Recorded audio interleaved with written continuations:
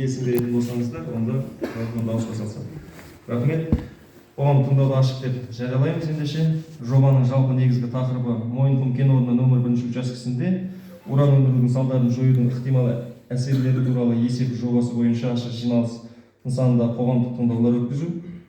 Жалпы жұмыс жобасын өзектендіру Мойынқұм кен орны 1 учаскесінде уран өндірудің салдарын жою және рекультивациялау. Жұмыс жобасының жалпы тұтынушысы Қазатомөнеркәсіп Сауран жауапкершілігі шектеулі серіктестігі. Жоғары жобасының және ықтимал әсер ету есебінің бас дизайнері, жоғары технология институтының жауапкершілігі шектеулі серіктестігі. Жалпы бүгінгі жиналысқа жобаға қатысты жоба жетекшілері мен ұйымдардың мамандары және мүдделі органдардың өкілдері Zoom конференциясы арқылы қатысуда. Бұл қосалып па Zoom-ды? Ендігі кезекте жалпы қоғамдық тыңдаудың регламентін бекітіп алсақ, жалпы баяндама жасауға баяндамашыларға 20-30 минут уақыт, көп емес па?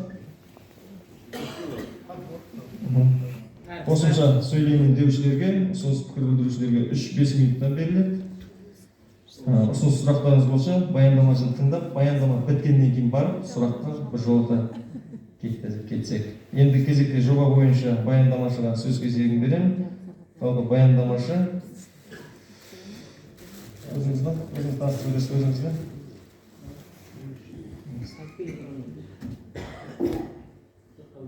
Ассалаумағалейкум. Бүгінгі қоғамдық тыңдауға қатысушылар, ең басты өзімді таныстырып өтейін.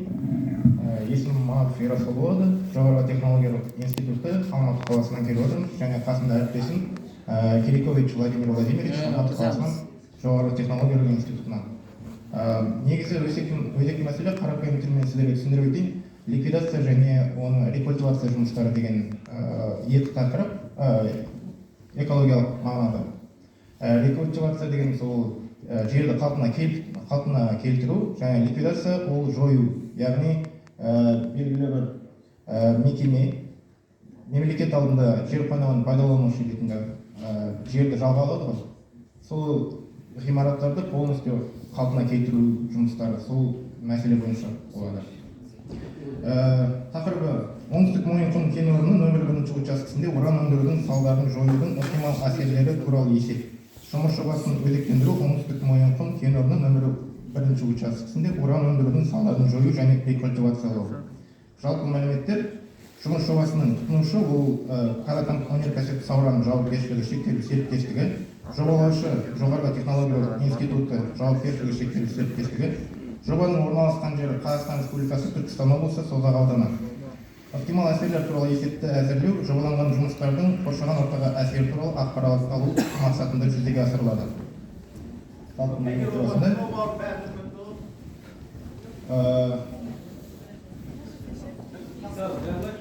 Бұл мәселе бойынша көп адам келді.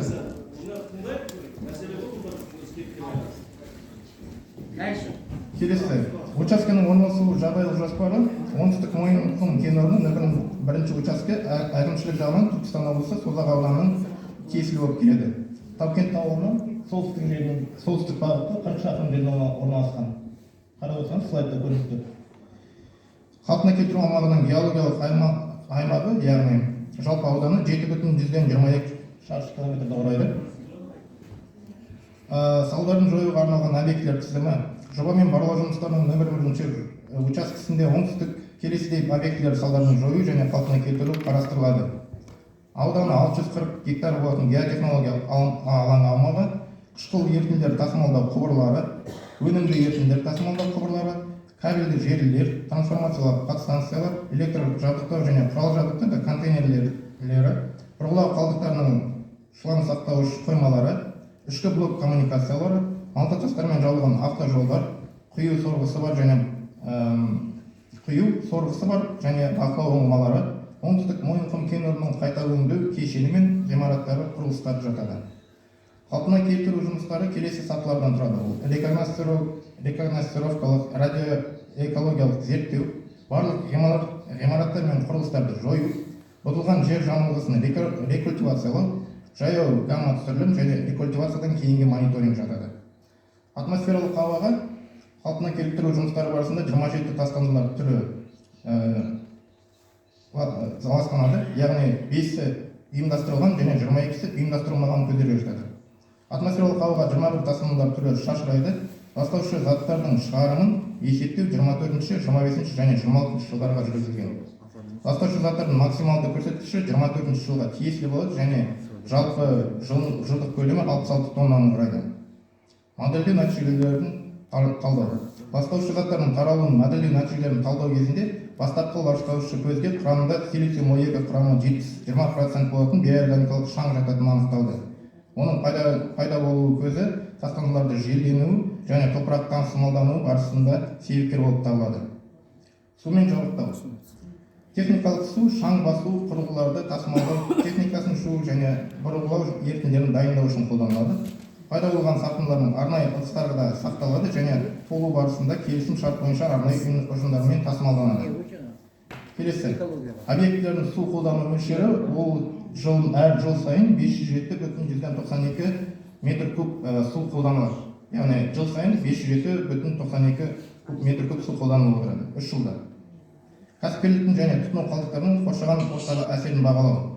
Жобаланған жұмыстар кезінде Казатом өнеркәсіп Сауран жауапкершілігі шектеулі серіктестігі Тау-Кен телімі аумағында рекультивация жұмыстарының барысында жерасты және жерасты құрылыстарының коммуникация және қосымша объектілерді демонтаж жұмыстары кезінде келесідей кәсіпкерлік және тұтыну қалдықтарының түзілуі мүмкін. Ол бірінші қауіпті қалдықтар, бояу және ақтау материалдары, майланған шүберек жатады.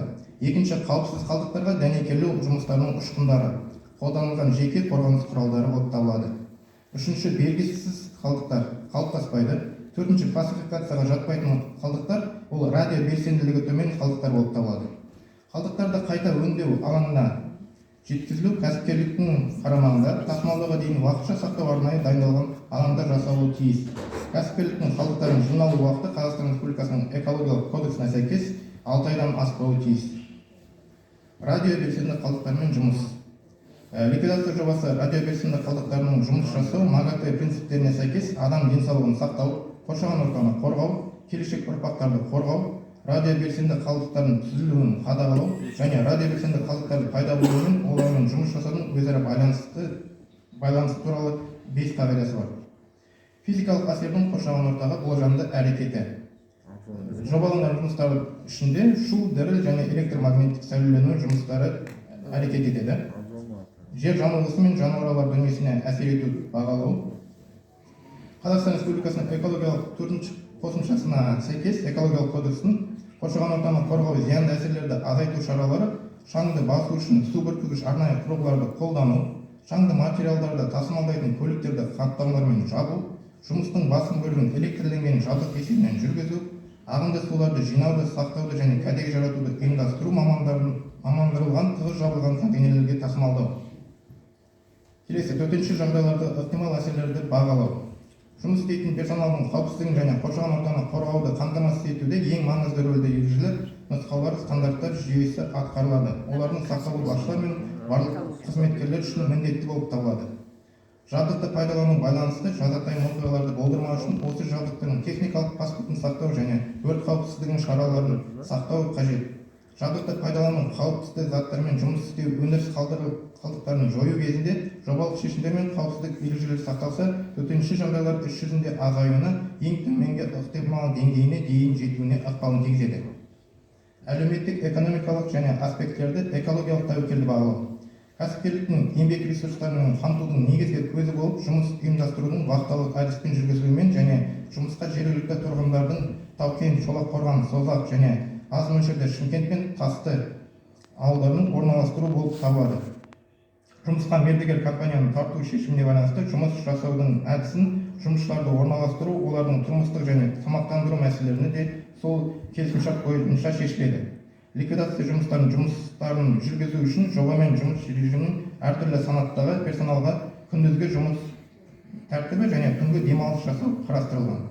Оңтүстік Мойынқұм кен орнының ликвидациясы мен рекультивациясы жұмыстары қатысатын жұмысшылардың тұрмыстық, медициналық және медициналық көмек тамақтандыру шарттары толық мерзімге келісімшартқа байланысты талқыланады.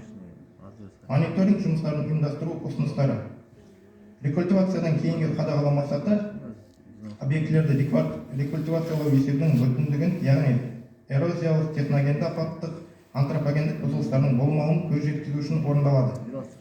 Қадағалауға келесі факторлар жатқызылады. Ол гамма сәулелену мөлшерінің қуаттылығы, бөлмелерде құрамында радон және қосалқы қалдықтарының болуы, жалпы шаң және ауа құрамында ұзақ уақытта тұратын аэрозольдердің түзілуі, судың радиохимиялық құрамы, топырақтағы альфа-радио белсенділік меншікті сомасы, кәсіпорынның салдарынан жою барысында химиялық факторлар жатқызылады.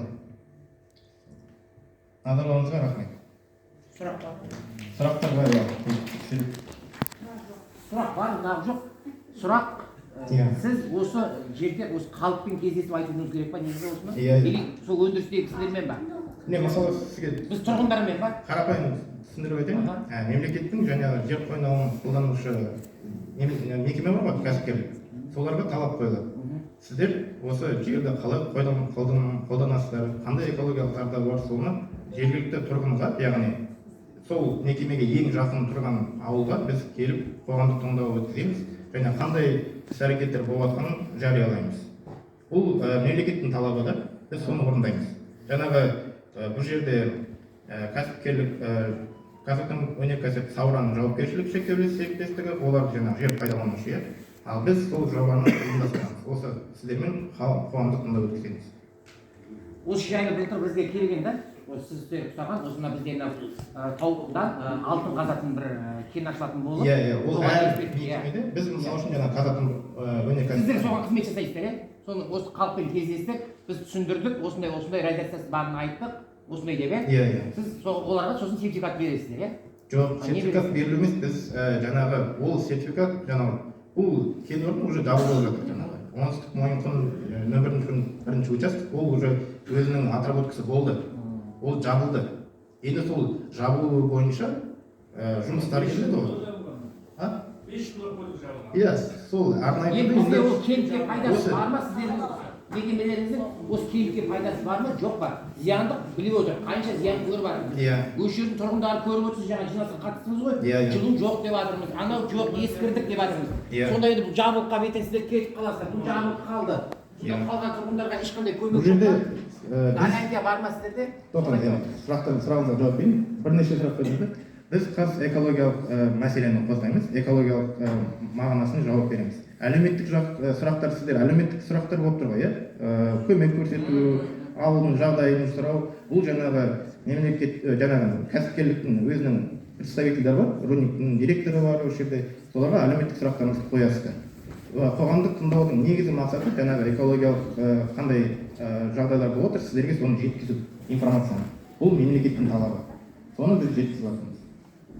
Көп нәрседе, мысалы үшін, бұл экологиялық АВОС деген материалдардың барлығы орысша жүргізіледі.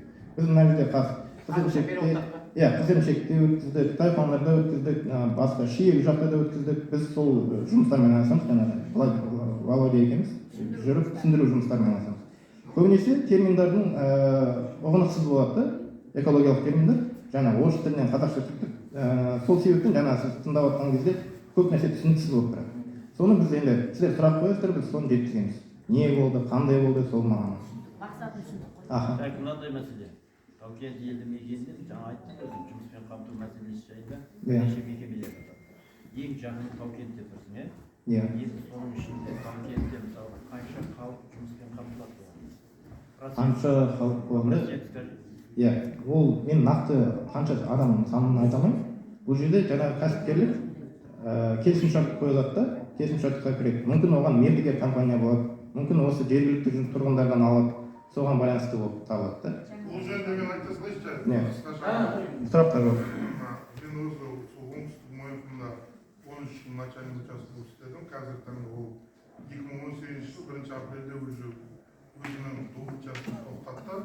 Қазіргі таңда халықтан жалығып отыр, суағып жатыр, мал ішіп жатыр, уланып жатыр. Сол себептен бұл кісілердің келген негізгі мәселесі соны халыққа түсіндіріп, соны жабу біздің міндет. Биыл Құдай қаласа келесі жыл. Биыл біз Уанасты бастады, келесі жыл уже Мойынқұмды бастаймыз.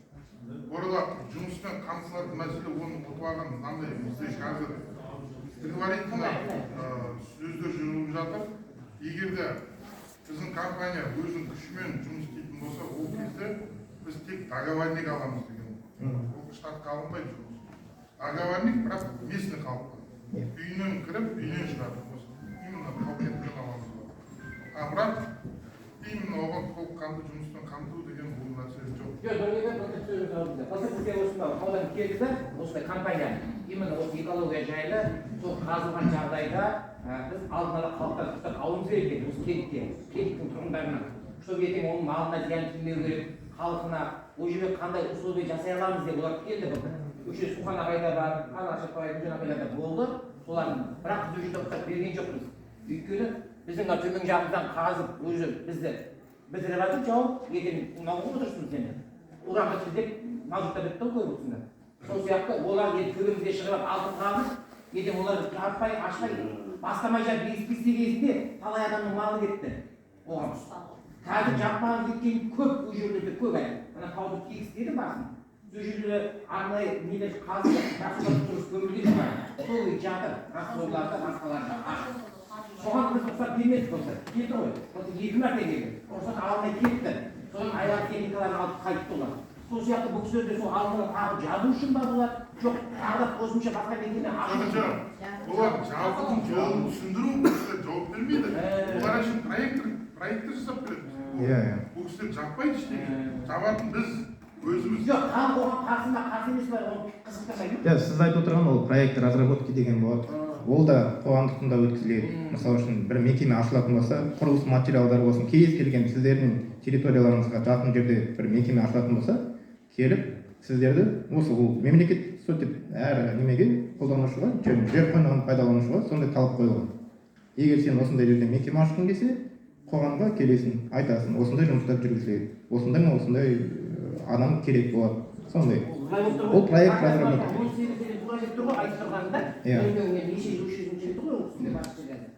Бірақ қазір сол 18-ге шейін өміріміз күшті болған.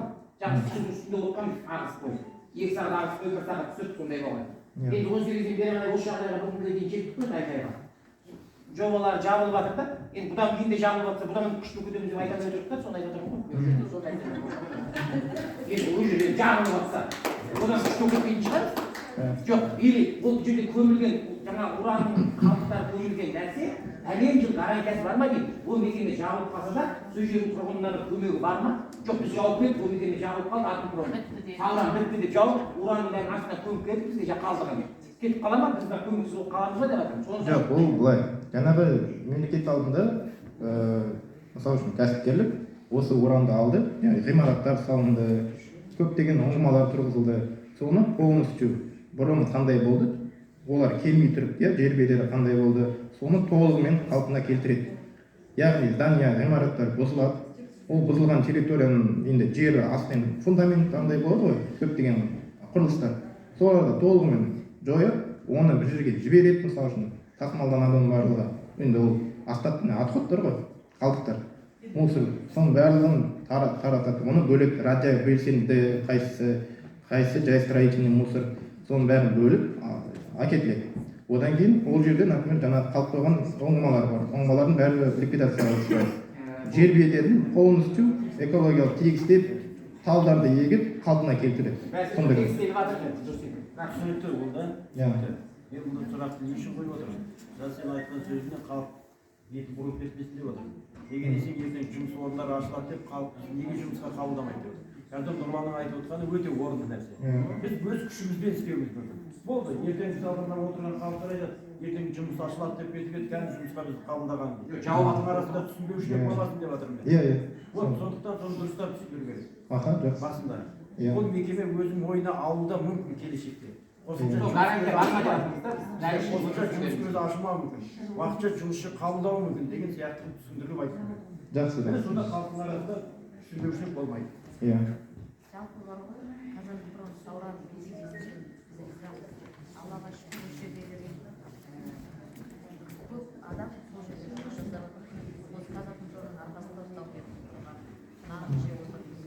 Ал енді бір сұрағым бар да, осы біздің тау-кенттің суында қаншалықты зиян бар, қаншалықты таза, сол жағын төмендегі сулардың барлығы ішуге болмайды ғой. Енді біздің тау-кенттің су сол экологияға тиген жоқ па?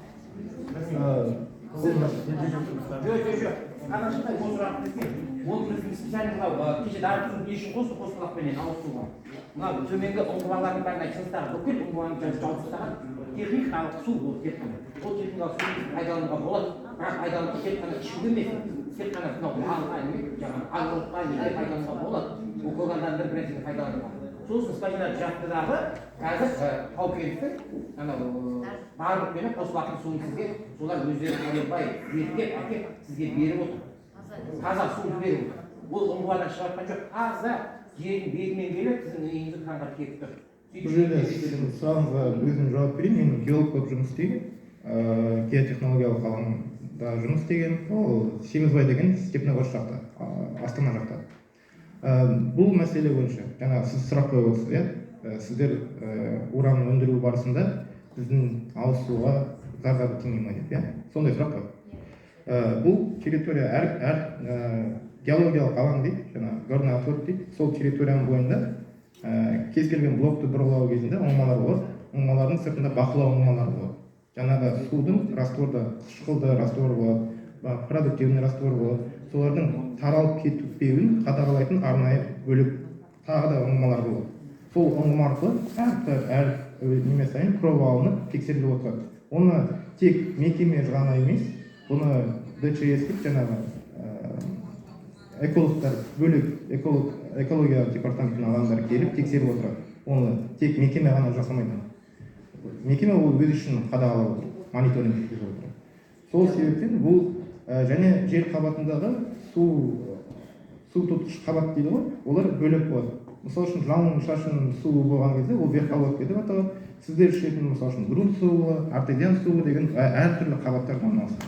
Жаңа біз айтып отырған су қолданыста ол 500-600 метр тереңдікте. Ол жерде сіздер мысалы үшін ол суды техникалық су ретінде де және ауыз су ретінде де қолданылмайсыздар. Ол бөлек қабатта орналасқан. Және олардың басқа жаққа таралып кетпеуін жаңа ұңғымалар арқылы тексеріп отырады. Кейін бұл жер асты ұңғымалар әдісі шаймалау әдісімен жасалынатын жұмыс қой. Бұл суда толығымен цикл тұйық болады да, суда араластырып отыр, айландырып отыр. Жақсы, рахмет сізге. Жақсы. Ликвидация жасайсыздар ғой сіздер? Ликвидация жасағаннан кейін бір спальня қанша тонна цементпен ком жасайсыздар дұрыс па? Иә. Соған қанша цемент тонна кетеді бір спальняға? Бір спальняға? Сонда құйыла ма, ақшашты закачка бәріне құйыла ма? Иә. Барлық спальнялардың каждайына закачной болсын, ол откачной болсын, без разницы, бәріне құйылатын болады. Ол Қанша тонна құйылады? нормасын оны арнайы проектте есептелінген болады. Біз ликвидацияны толығымен жаңағы айтып отқан жоқпыз, жаңағы жұмыстар болатын туралы. Главное, соны бақылау керек та, цементті. Иә. Өйткені кислота көтеріледі. Иә. Уранды цемент. Иә. Енді ликвидация кетсе, сол спальняны цементті қарап алып қойды. Цемент қарап алмайсың, жақсы. Сұрақтарыңыз болмаса сонда